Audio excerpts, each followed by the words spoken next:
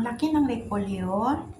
At ngayon, hiniwa ko po siya ng 4 na hiwa. Kasi, pag may nakabili na si Mr. ng giniling na karne, at lulutuin ko po siya.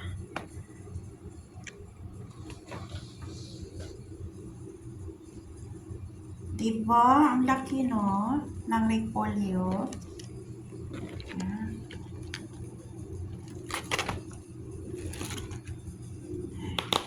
I-ano ko po siya. Pakuluan ko para malambot po. 4 po itong hati kasi lulutuin ko baka bukas sa sunod na araw kasi wala pa akong giniling na karne. Yan lang po, mga kapatid.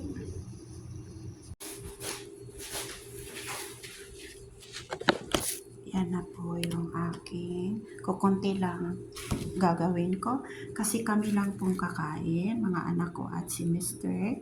Ayan.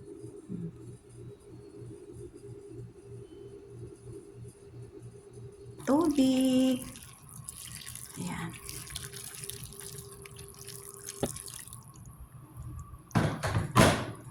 At takpan natin ito.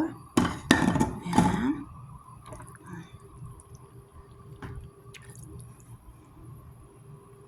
Diba?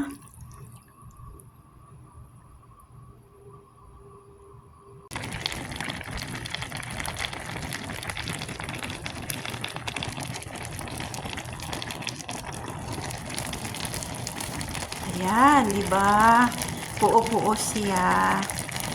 Hindi po sila kalat. Kasi kung wala pong itong takip, lahat po sila ay yung lalabas po yung giniling at saka bigas. Ayan, ngayon, buo-buo na po sila. Tingnan ninyo. Wala pong kakalat yan, no? Tapos, takpan natin ulit. Ayan. Diba?